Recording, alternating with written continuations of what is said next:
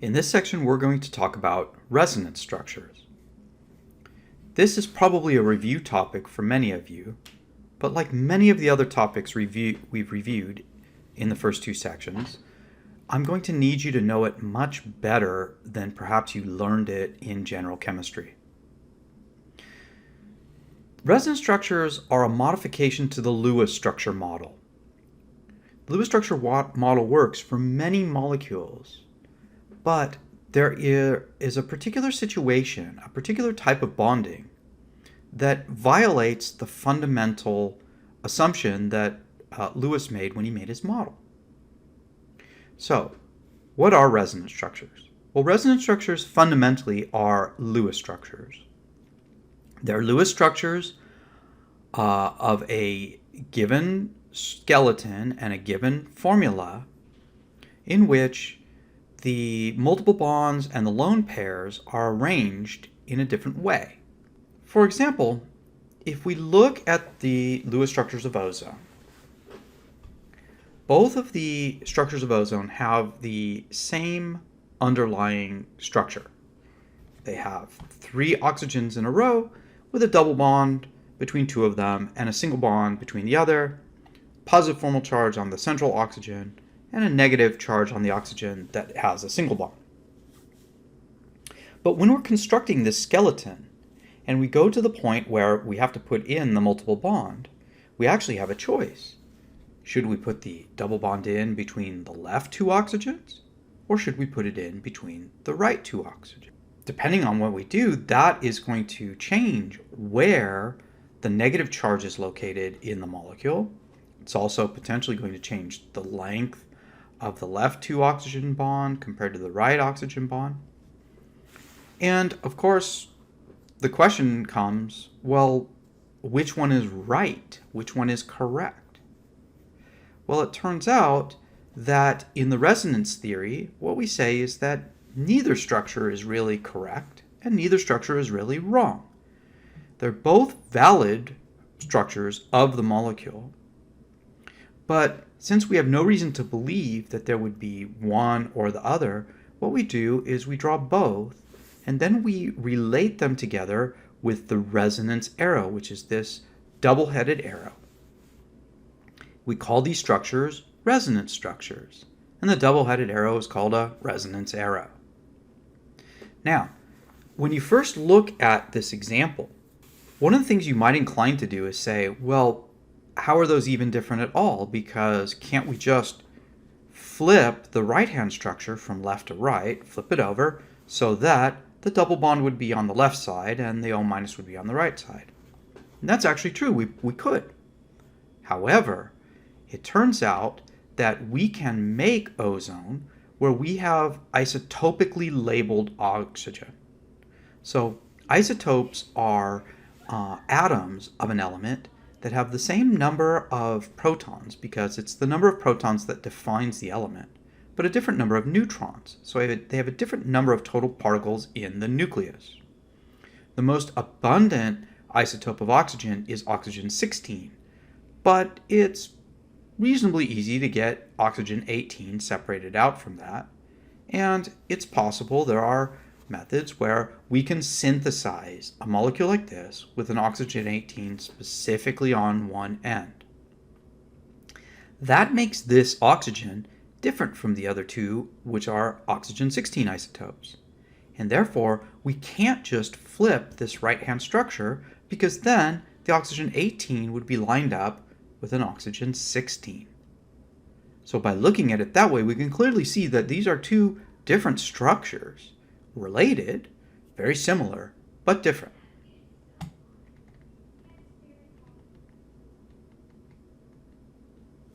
So the first thing I'd like to detail I'd like to cover in resonance structures is, what is the significance of resonance structures? Why do we really even care? Well, there's a couple things. So first of all, there may be more than 2 resonance structures for a molecule. Some molecules have a dozen or more. And what scientists have discovered is that the individual resonance structures don't completely describe the actual molecule. The actual molecule is sort of a mixture of all those resonance structures. And so it kind of has the properties of one, it sort of simultaneously has the properties of another. So when we look at ozone, what we can do is we can draw what we call a hybrid structure. Now, a hybrid structure violates the Lewis structure rules. So it's sort of it's like a kind of fitting it to the thing, but you'll see that there's some things that don't work. So to draw this hybrid structure of ozone, what we do is we come up and we look at our ozone molecules, and we see that in both of the resonance structures, there are at least single bonds between the oxygens. So we draw those in black. We also see that in both of the resonance structures, each of the oxygens on the end have at least 2 electrons.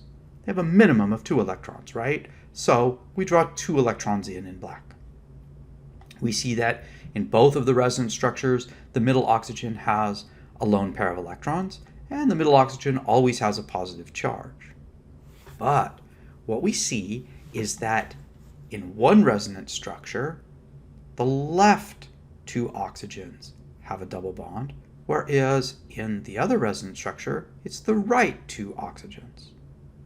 So therefore, what we come down and what we do is we say, if we assume this is a 50-50 representation, about 50% of the time, the left oxygen has a multiple bond. So we draw this dotted bond, which means partial bond. Then 50% of the time, the other one would have a multiple bond. So we draw that dotted bond. We do something similar with the negative charge. Now we've already seen how we can represent a negative charge as a partial charge. So for example, 50% of the time, there's about half of a negative charge, a partial negative charge on the right, and 50% of the time there's half of a negative charge, about partial negative charge on the left. And so really what the ozone molecule looks like is this. It sort of has 1.5 bonds simultaneously between all of the oxygens, and it sort of has some negative charge on one end and some negative charge on the other end at the same time, but it always has a plus charge in the middle. So that's what makes this a hybrid structure. It's a mixture of those 2 structures. And when we say that a resonance structure shows some of the properties but not all, we're saying, for example, that in this resonance structure shows that we have negative charge on the right-hand oxygen, and this structure shows that we have negative charge on the left-hand oxygen, right? Whereas what we see is there's negative charge on both oxygens at the same time. Now, one of the misconceptions about resonance structures is that resonance structures exist as the full structure and that they're equilibrating back and forth. That is not correct. Resonance structures are not in equilibrium. Each resonance structure is a partial, incomplete picture of the molecule. The actual molecule has one structure, but we can't draw that structure very accurately using Lewis structure rules. If we look at our hybrid, for example, this central atom really kind of has 5 groups of electrons around it, even though it's like half of a group or something there. It just doesn't make sense with the octet rule and other things. So we are in a much later chapter that we will probably cover at the beginning of Chem 225. We're going to see how there is a more accurate representation, but it doesn't use Lewis structures, it actually uses orbitals. Now, other things to note about resonance structures are that the underlying skeleton, so the single bonds, the location of the atoms, things like that, they don't change between resonance structures. So if you change the skeleton, we have to move atoms in the structure. The only things that are allowed to change in resonance structure are multiple bonds and lone pairs. If we change the skeleton, that creates constitutional isomers. One of the most significant features of a molecule that has resonance structures is that the molecule will have a lower energy than any of its individual resonance structures. It will be more stable than we would predict by looking at the resonance structures. So resonance adds stability. That actually makes it a very desirable feature in a molecule.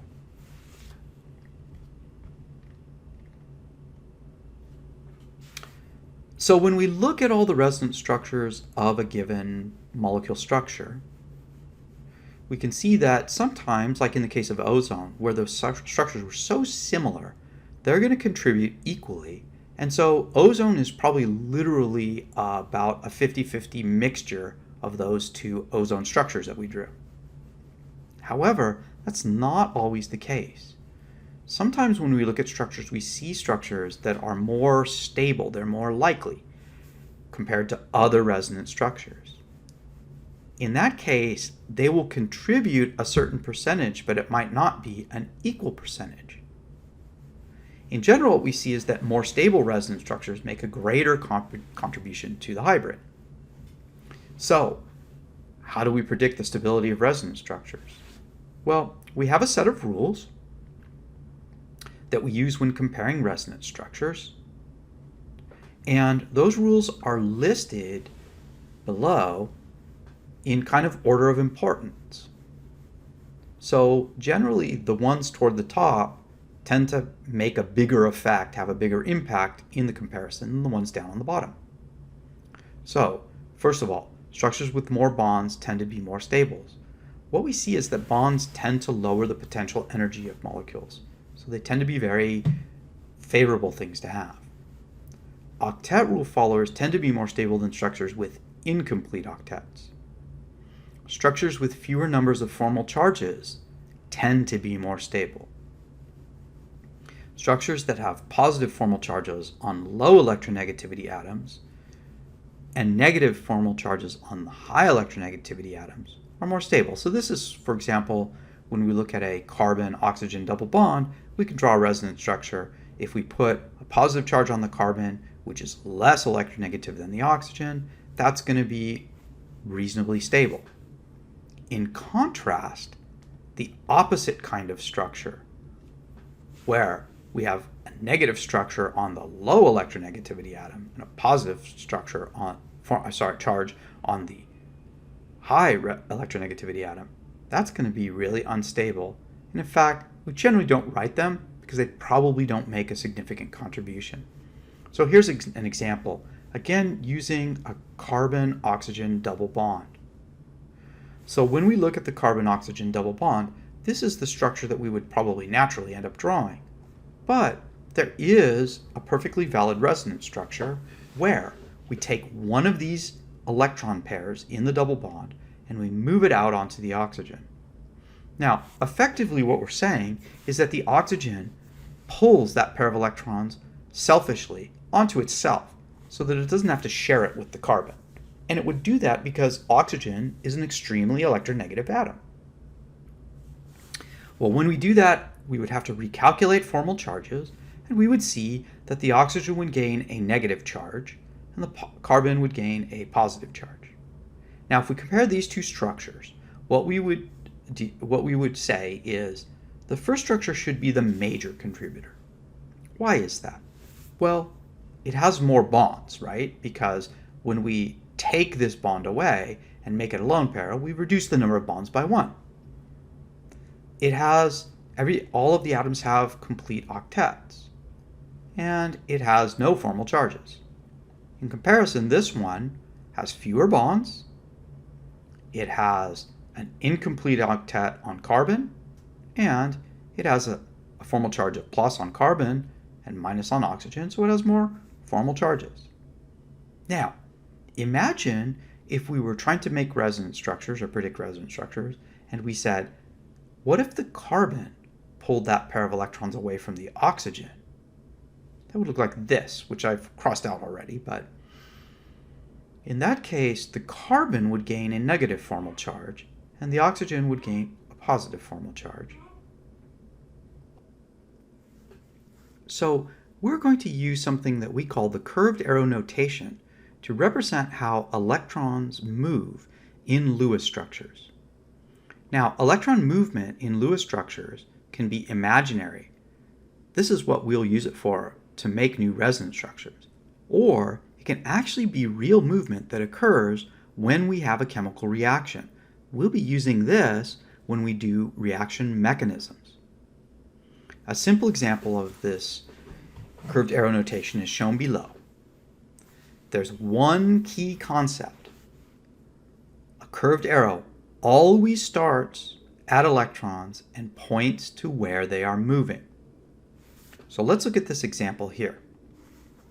This is an example in which we have hydrogen chloride reacting with hydroxide ion. Now hydrogen chloride, if we look at it, the chlorine has a partial negative charge because it's so electronegative. That leaves a partial positive charge on the hydrogen. The hydroxide ion has a negative charge. So the hydroxide ion would be attracted to the hydrogen because opposite charges attract. What the hydroxide ion would then do is it would take a pair of its electrons, one of its lone pairs, and it would reach out with that pair of electrons to make a bond to that hydrogen. So we would show this reaching out as this curved arrow right here, starting on the pair of electrons pointing to the hydrogen. That's where they're ending up. Now, hydrogen can only have one bond. So if we take a pair of electrons and make a bond on this side, we've got to let go of the bond on the other side. So again, we show the pair of electrons in this bond breaking away from the hydrogen and landing on the chlorine. So our products would look like this. This is the new bond that was formed from the oxygen to the hydrogen, and this is the pair of electrons that was let go from the old chlorine to hydrogen bond.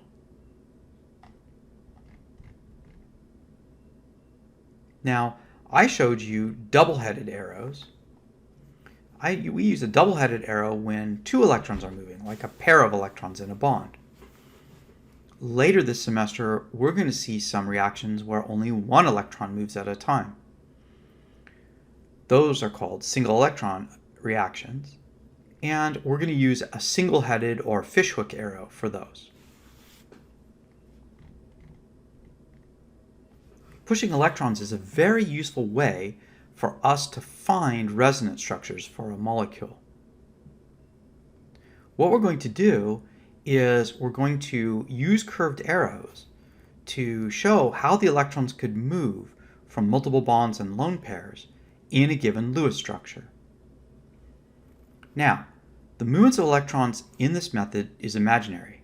Electrons don't actually move in the real structure, and the resonance structures are not in equilibrium. The real structure is a mixture of these two or more resonance structures.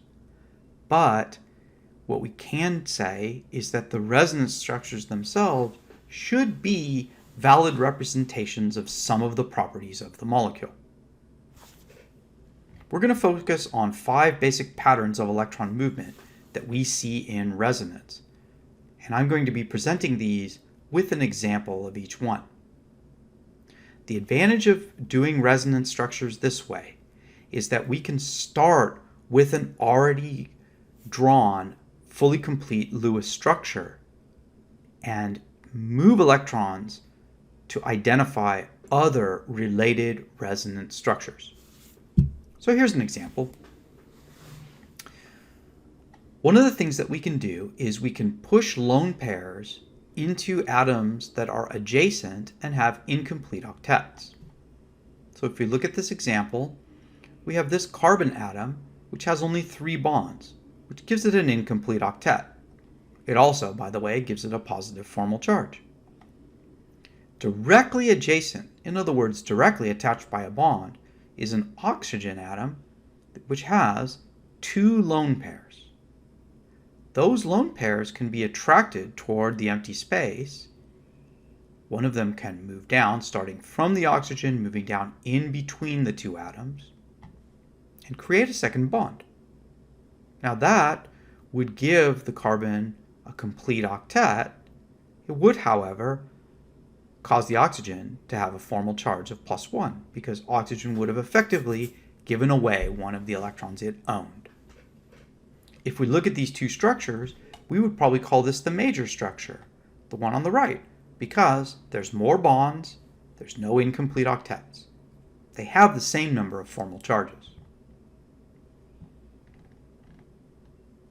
A second pattern that we often see is pushing multiple bonds toward adjacent incomplete octets. So look at this structure. And again, I've marked one of the carbons because otherwise you would just say, aren't those the same? So again, we have a carbon with an incomplete octet and a positive charge. Adjacent to that, not connected to it, but adjacent to it, we have a carbon-carbon double bond. So we can imagine that one of these pairs of electrons in the double bond would move over into this space between the two carbons. That would create a new double bond on the other side of this center carbon. And the carbon that originally had an incomplete octet would now have an octet. By moving this bond away from the right-hand carbon, we would create an incomplete octet there and a positive charge there. Another very common pattern that we're going to see is to have lone pairs adjacent to pi bonds. So not lone pairs on atoms directly connected to the pi bond, but lone pairs on atoms, and then the atoms next door have a pi bond. What we can do is we can take those lone pairs, push them toward the pi bond. Now, we can't stop there because that would give, in this particular example, carbon 5 bonds. So what we have to do is we have to move the pi bond out of the way onto the atom on the far side from the lone pair. So this becomes that. Now, if we compare these two structures, they have the same number of bonds, they have no incomplete octets, but the left structure has a negative charge on carbon, whereas the right structure has a negative charge on oxygen. Having a negative charge on oxygen would be much more desired. It would put that at a lower potential energy, and therefore this would be the major contributor.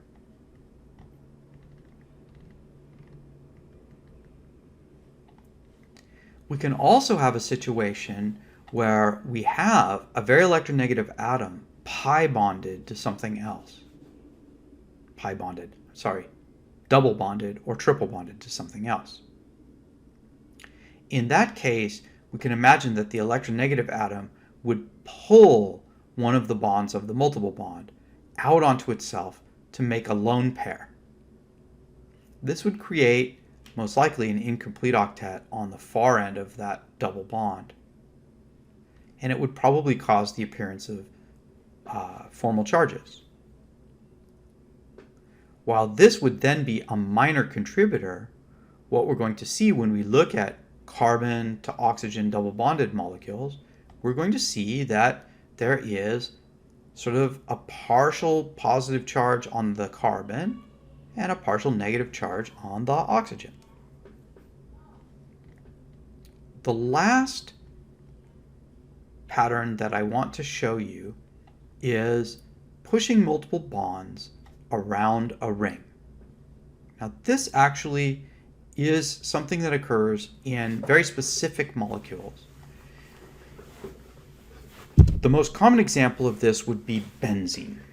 So benzene is a carbon molecule that has 6 carbons arranged in a ring with 1 hydrogen on each of the carbons and alternating double, then single, then double, then single bonds around the ring. And one of the issues when we draw benzene is we draw a multiple bond here, multiple bond here, multiple bond there. Why did they have to be in those 3 locations? Couldn't we have put the multiple bond here, there, and there? And the answer is, well, we could have. So this is a perfect example of why we would create a resonance structure where the multiple bonds were in 3 different but equally valid locations. Now, to push electrons, what we would do is we would imagine starting on one of the double bonds, moving one of the pairs of electrons to the adjacent single bond. So we have a pair of electrons here, we already have a pair of electrons there. If I move this pair of electrons on top of that bond, all of a sudden that's going to make a double bond. But it would also make 5 bonds to this carbon. So to make room, we have to push another pair of electrons out of the way onto an adjacent bond. And again, that would make 5 bonds, so we have to move another one. So it's sort of like dominoes. You push, you push, you push. They're just sort of falling into place. But the result of this is that now we have the double bonds oriented among the other carbons of the ring that didn't have double bonds in the first structure. So this is sometimes called a benzene resonance because benzene is the typical example of this. If we were to look at the hybrid of benzene then, what we would see is that we would expect about a 50-50 contribution of these two structures. So we would have about 1 plus half of a double bond between these two carbons, half of a double bond between these, and so forth. We would sort of get a double bond that goes all the way around the benzene ring.